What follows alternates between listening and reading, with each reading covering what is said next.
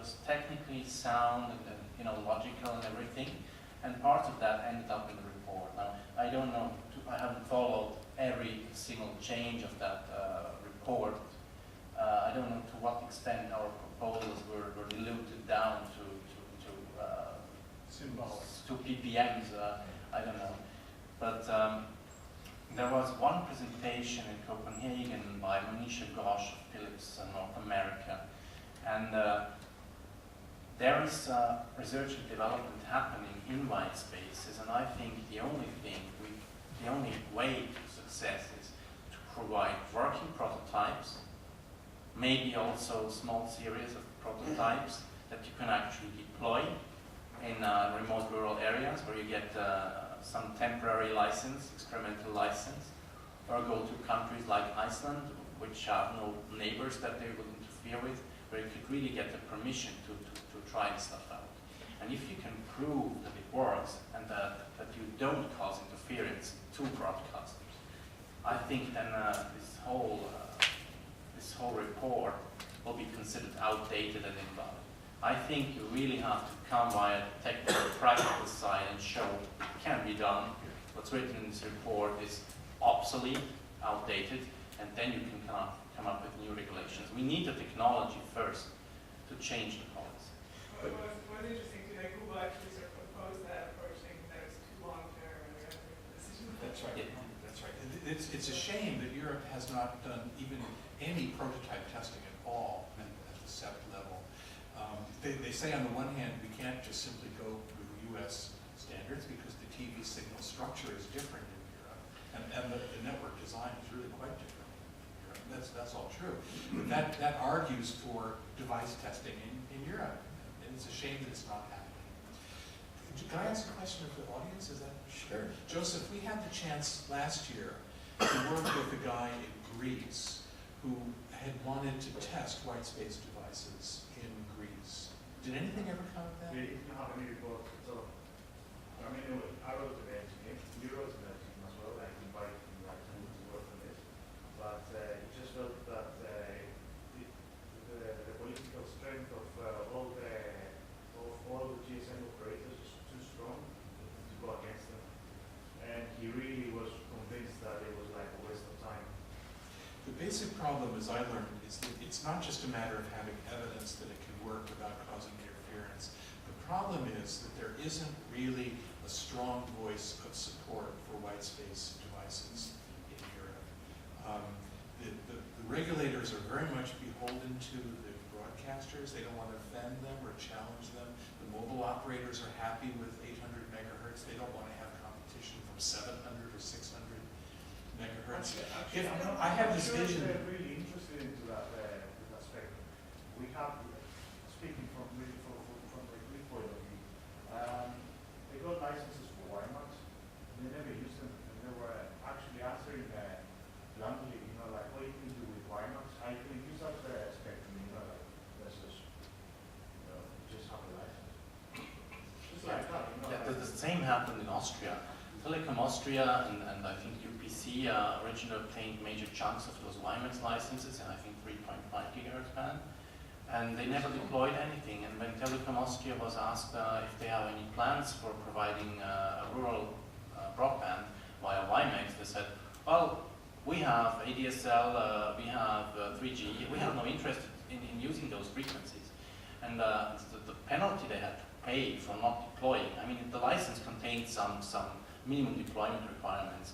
So many citizens passed, or households passed after 1 year, 2 years, etc. And the punishment was something like 900,000 euros a year. Like, come on, how much is a TV spot on Austrian television, right? This is really ridiculous. The funny thing as well is like the only WiMAX installation in Italy was in 550. Yeah. Yes. I listen to you and I'm getting quite frustrated here because to me it's the same thing with wireless spectrum. I don't know, energy, food, whatever it is, about space and scarcity, as you said, I think very correctly. And I'm wondering, besides the way to go in the political scene and try to convince regulators and go to Brussels, because I know very little of this, but I've seen that it's very hard to do things there to really move forward. I'm wondering what is there more along the lines of teaming up with manufacturers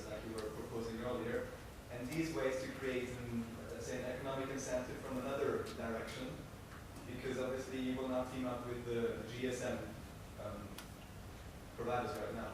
So let me add to that, and also, like, do we have, as innovators in this space, a responsibility, a civic duty to engage in some forms of civil disobedience, to demonstrate the vitality and viability of these technologies? Speaking of civil disobedience.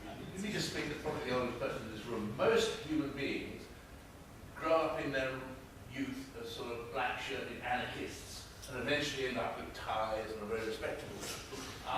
It happened totally the other way around for me.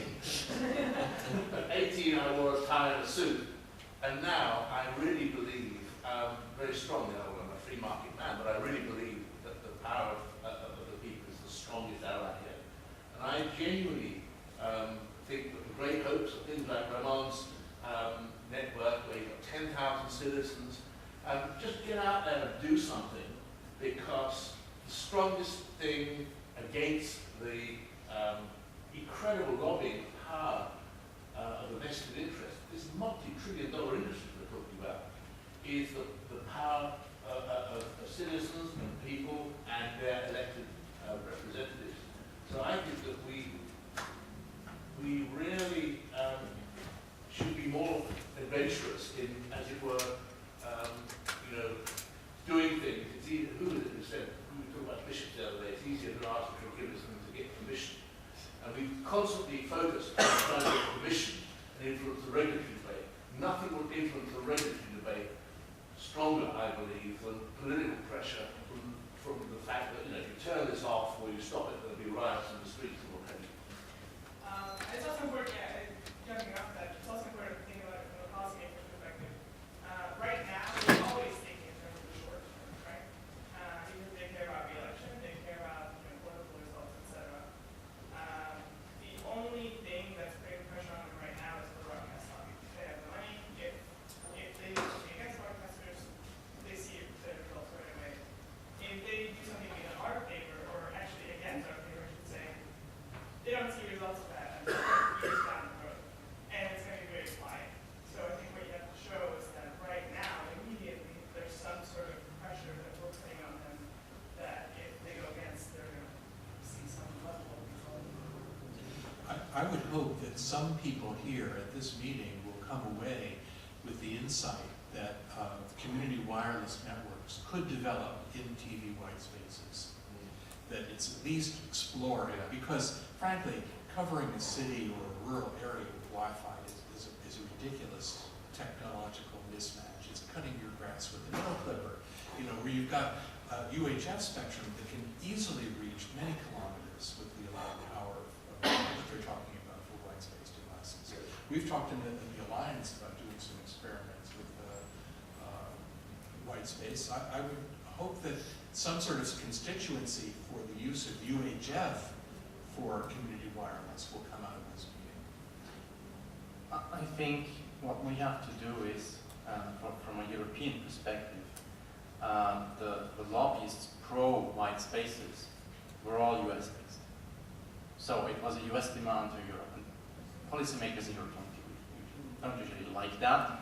I mean, they do for data retention, SWIFT data, and passenger name records, and that level. If you say, it's against terrorism, then the Europeans will do everything to make our American friends happy. But in other policy areas, what we have to do is go, for example, to Philips North America, and convince them that they have to go back to headquarters to Philips in the Netherlands, and ask them to support this cause in Europe as a European company, as a Dutch company. Most of the manufacturers don't have their headquarters in Europe. That's a big problem. I mean, we could have allies in Asia, in Taiwan, and those other technology hubs that produce cheap devices. But those have to be really good. And it must be absolutely clear that those must not cause interference to broadcast. That's the one thing. And the second thing is we need more European manufacturers and SMEs on board. The problem with Nokia and Ericsson is, they're still in blanket with the mobile operators, right? So you cannot expect too much from Nokia. They're doing a lot of research in cognitive radios. But you cannot expect a mobile phone manufacturer and a mobile network manufacturer to be supportive of white spaces. But there are others, and we have to get them on board. Jim, you had a question? Just an observation.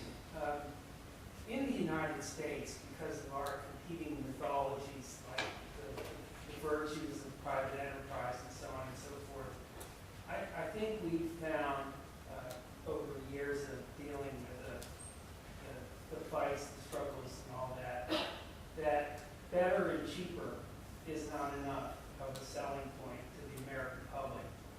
What works best for them are competing strong values like economic development, educational opportunity, access to affordable modern health care and things like that.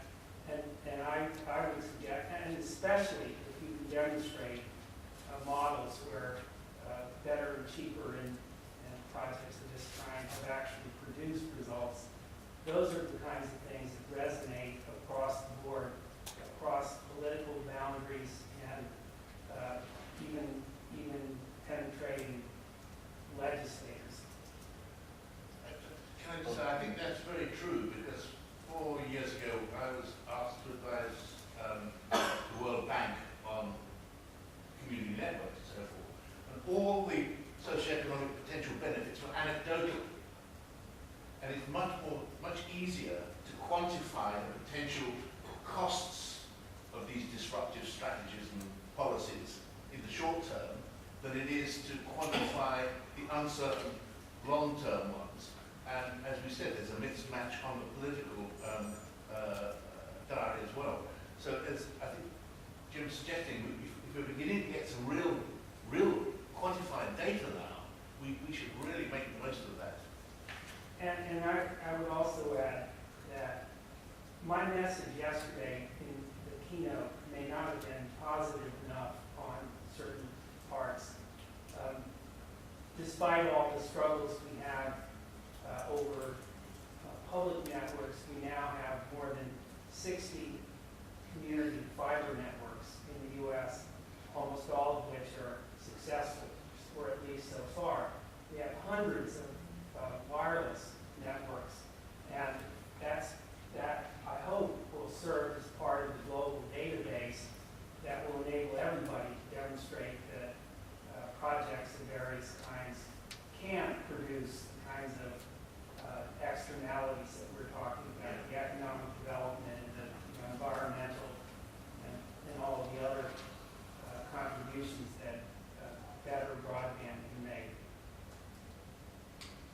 I mean, speaking from a developing country perspective, I think this issue of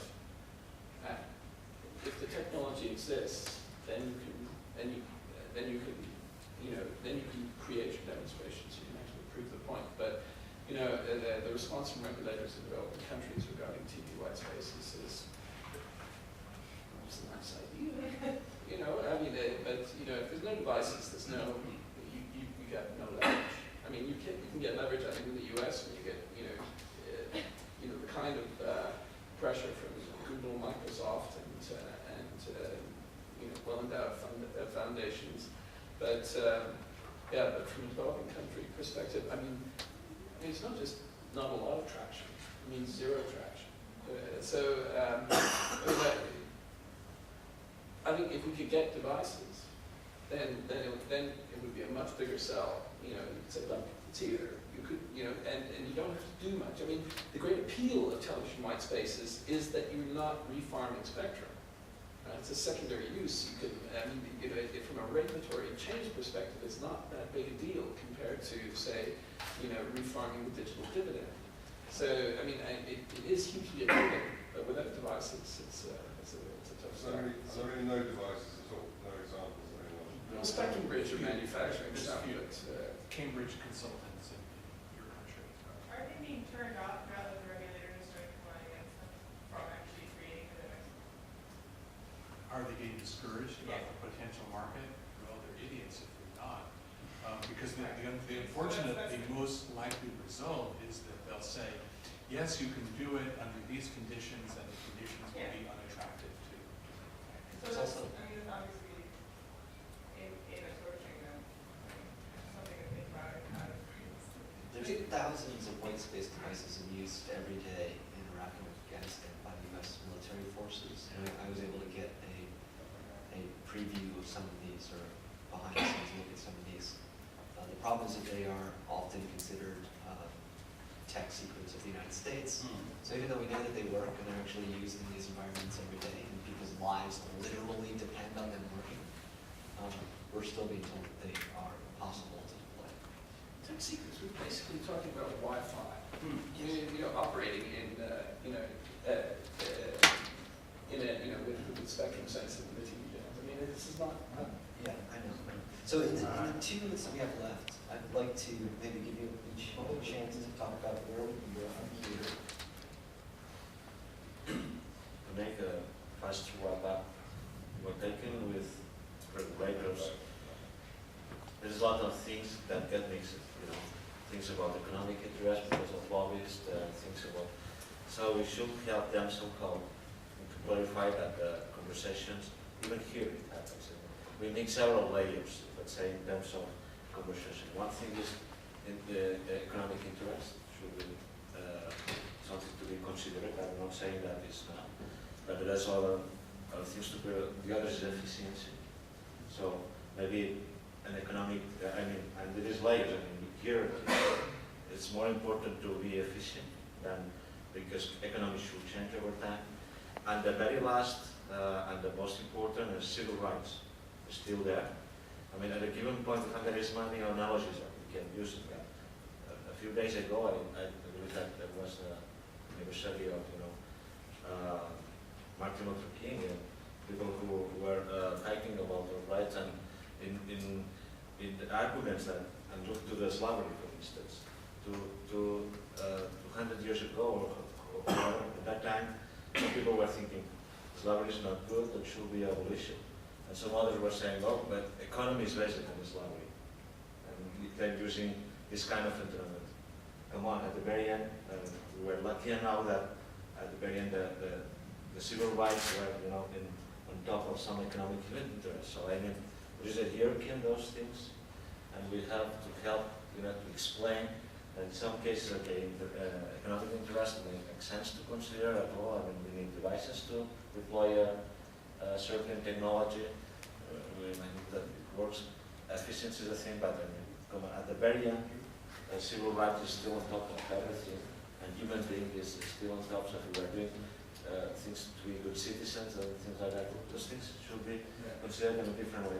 The end of the story is not just that the some lobby interest because of those powerful companies and we have to still keep them.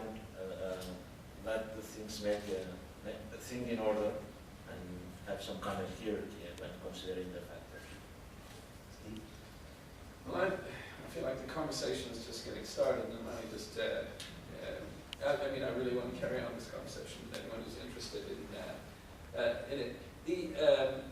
The question of where to intervene is the big one for me. I mean, I have precious few resources and even less time. So, it's where do you spend those resources in trying to affect change? The incumbents, the mobile operators, they love the regulator. They love the regulator because they're experts at playing in that playground, right? They bring their teams of lawyers there. There's the 4 Ds of telecommunications law. There's the deny, debate, delay,